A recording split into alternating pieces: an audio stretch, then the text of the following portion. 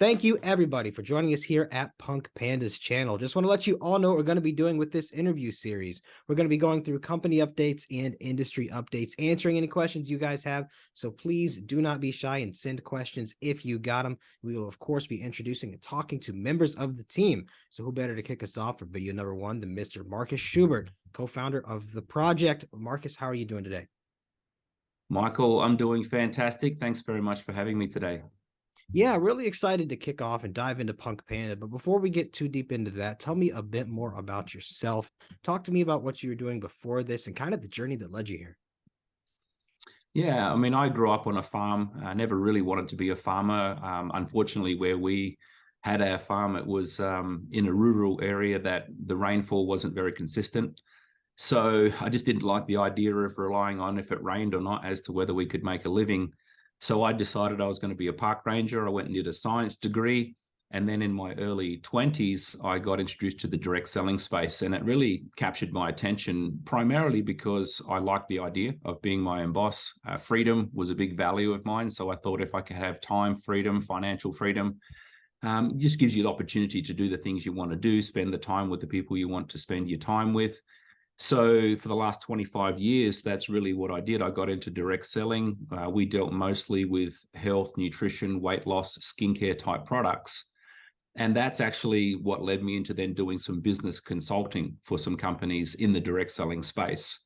And that's really where I was in Hong Kong consulting for a Chinese billionaire, bumped into an American guy in a lift who actually, and strangely, recognized my voice from a phone call we'd done 10 years before. Wow. And he said, "Hey, are you Marcus Schubert?" And I said, "Yeah, why is that?" He said, "I recognize your voice." I said, "Man, that's pretty impressive." So, I asked what he was doing in Hong Kong. He said he's had his own cryptocurrency company. And to me, at that point, this was back in 2017, I'd heard of Bitcoin. I didn't really know much about it. And it really scared me, because I didn't know a lot about it. And I just had heard a bit about it. I thought it was a bit like trading Forex, where, yes, people could make a lot of money, but they could lose a lot of money. And I thought, well, I'm not really a finance guy. So let me grab you for a second here. Give us some context. What year was this again? This was 2017. Okay, yeah. 2017. Okay. So you're kind of getting into Bitcoin roughly. You start off with that natural skepticism. So then what was the turn the page for you to go from skepticism to like, okay, maybe there really is something here?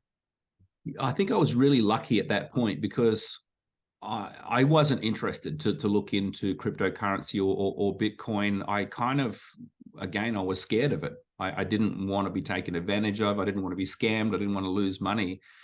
And so it was just lucky for me that we were staying at the same hotel. I bumped into this guy again at the buffet breakfast. And he said, "Hey, if you're here consulting for this other company," he said, "we've got an office in Hong Kong. Maybe you can consult for us as well. Maybe come in once a week, do a presentation." And so it kind of allowed me to evaluate his company and the space of cryptocurrency without feeling like I was being sold something. I didn't have those filters up and those barriers up. So I literally remember going, and he said, "Hey, go back to your hotel, go to YouTube and just type in Bitcoin and start watching videos." And I did. And I think within about 20 minutes, I thought, wow, why have I not known about this? And I remember going back to Australia after doing this initial research, and I started calling all of my smartest friends, people who were financial planners, private bankers, successful in business, multimillionaires, and saying, "Listen, I think I'm either onto the biggest thing of my life or I'm about to do the dumbest thing of my life. I don't know which one it is. Can you help me to evaluate the space of Bitcoin and cryptocurrency? And then within that, this particular opportunity or company that's operating there." So, yeah, I think I was just really lucky that I was able to investigate and learn without feeling like I was actually being sold something. Yeah. Wow. So it sounds like going back to what you had said earlier, you almost sound like a Naval Ravikant kind of guy, one of the co-founders of Angels List. When he said the purpose of wealth is to buy you freedom. You got bit by the entrepreneurial bug, and it's kind of led you into that journey. So then, okay, all right. So then you had some very serendipitous meetings with someone you had talked to on the phone. That is pretty impressive. So then tell me then how you go from that to then all of a sudden the co-founder of PunkPanda. Yeah, it was interesting because, during 2017, when I first saw Bitcoin, had just hit $1,000, right? And then toward the end of the year, it went up to, 18, 19 and just tipped $20,000. So it was a crazy run, and everybody was thinking they were smart and they were geniuses, and all these companies were thinking they were doing great because their valuations were going through the roof. But it was just really good timing for a lot of those people. And then, of course, we saw the crash happen in early 2018. And that's where I really saw the dark side of the crypto space and the industry. And that was where, a lot of people got hurt financially. And it doesn't matter, how much you try to educate people about not extending yourself financially, not making silly decisions, not putting money into things that you really need access to, or you can afford to lose, as people say. Human nature is that when something's going well, people get greedy. Their emotions kick in and they over leverage themselves. And, I was really a huge fan of the direct selling industry. And I had become a huge fan of the cryptocurrency space. But unfortunately, I hadn't seen both of them have a happy marriage. Far too many people were getting hurt. And I just didn't want to be a part of that. So I kind of stepped back and sat out of really being involved or promoting any project that was combining those two for 3 years. And then a friend of mine who I'd met in Hong Kong from Norway reached out to me and he said, listen, I've got a project I'm working on. Maybe you can do some consulting for us. And I said, okay, let's have a look at it. And he talked about the concept of PunkPanda. So he was the one who came up with the idea of these, 5 pandas and having encrypted and secure communications. And he said, listen, how would you take this to market? And I said, well, I'm not sure. Let me have a think about it. And I reached out to a few different people I knew in the different industries. And one of them was who's now my business partner and co-founder, Albert Muir.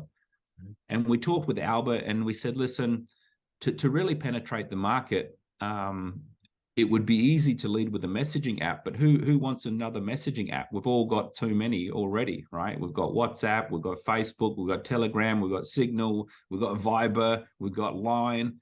Who wants another one? So we kind of put that to a side. And then we sort of thought about it a few days. And then during that time, we both agreed that if we were going to come back involved in a project and promote it, it needed to meet some really core but simple criteria. Number one is that we didn't want people to be in a position where they could be hurt financially. We just didn't want to be involved in something where people would come and throw money into something and potentially be hurt if the project didn't do well.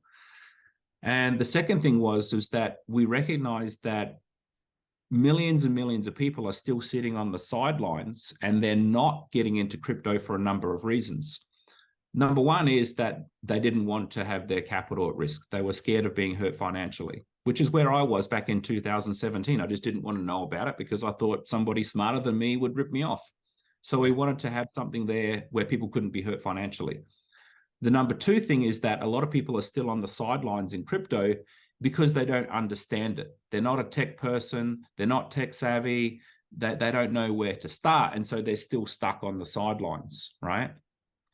And that's where we thought, you know what, this is where we hit the magic with PunkPanda, is we recognized that if we led with a free messaging app, but we tied a crypto token as a reward for using and sharing the app, it filled all of those criteria. Millions of people could come into crypto with no financial risk by downloading and using a free app. Mm-hmm. But as they share that app with their friends and people they know, they start receiving rewards for helping us to grow as a company. So what's happening is they're starting to see this token balance increase in their wallet, in the app. And at some point, the value of those tokens becomes high enough for them to say, well, how do I get this money out? So that's the point where they're financially incentivized to learn, well, how do I download a crypto wallet? How do I send these tokens out to an exchange? How do I sell them? Or they get the grandkids over and they can do it for them, right? Yeah. So that's where we realized with this private messaging app, tying the crypto token as a reward, it could actually help us to scale rapidly, which we've done. We've had over 1 million people download the app in the first 11 months. And we really haven't done any large scale marketing. It just started with Albert, myself, and a few of our friends. And now we're at the point where we can actually go and scale and actually take on some commercial partnerships, which we have some in the works, which we're excited about. And, the future is looking quite exciting. Yeah, it's interesting. You actually kicked off with a real world use case there. I'm definitely a big supporter of private messaging in general myself. I think more people should be taking that into consideration when it comes to how they do any sort of communications with people. And that's a great low barrier to entry, foot in the door style tactic where it's like, hey, you're starting off by giving them something they would want. You're not even necessarily trying to sell them on anything right away. You're literally saying, here, take this, you can utilize it. I very much like that idea. So I guess, Marcus, before we dive deeper into PunkPanda, which I'd like to do on the next video, knock out a real good project overview as a whole, getting back to you. So talk to me about what you're handling now, the day-to-day basis, for instance. Yeah, it's interesting. I mean, I didn't wake up one day and decide I wanted to start a encrypted communication company, and I didn't think I wanted to start a cryptocurrency company. But again, for me, I think one of my skills and talents is taking something that's complicated and putting it into a form where the everyday person can say, well, hey, that makes sense. And then they can take that next action step to further their journey of whatever it is that we're involved in. So the reality is, in my position, we do whatever's necessary, whether that's listing on CoinMarketCap, whether that's creating a presentation for our new PunkPanda Academy, whether it's marketing around, the merchandise that we've got. If you're the founder of a company, initially you do whatever's necessary. And then as the company grows, you bring in other people who specialize in those areas to either do the things you don't know how to do, or the things that you just don't have time to do. So, it's really about being high level, focused on what the community needs, make sure that they're having a good experience. And of course, because we have a crypto token, we're always looking at, how can we provide the most value to people who are helping us to grow the company. Because when people either buy these tokens or they earn them for free from using and sharing the app, essentially that represents a share in our company. Mm-hmm. So any company that has value distributed throughout a community, they want people to actually benefit from the growth of the company. So, the short answer is we do whatever's needed. Yeah, fair enough. Anytime you're in a startup, you definitely have to be very, very flexible and wear a lot of hats. But that is also very invigorating for a lot of people that really like that kind of those early stages of things. It can be very energizing to know, like, hey, I'm very much at helm of this small ship here and steering where it's going. So, Marcus, thank you so much for coming on, introducing yourself, and talking about yourself. I look forward to knocking out more of these with you. I guess last but not least, what are you really looking forward to in 2023 coming up here? Anything on your mind with PunkPanda that you'd be willing to share? Michael, you said something really important earlier, and that is that, we come out of the gates as a company with the token that actually has a real world product. And a lot of people who are still sitting on the sidelines and looking at crypto, and they say, oh, this is, it's boom and it's bust and it's not going to be around, or it's really volatile. And I say, absolutely, it's still a new industry, and it is very volatile. But I kind of liken it back to the dot-com boom. When the internet first came about, there were hundreds and thousands of companies that were listing their shares that were dot-com companies that their share prices were going through the roof. And when the dot-com bust happened, the internet didn't go away. There was just a lot of companies that tried to take advantage of that boom that either didn't have a real business model, or they didn't have people who were running that company who had ever run a business before.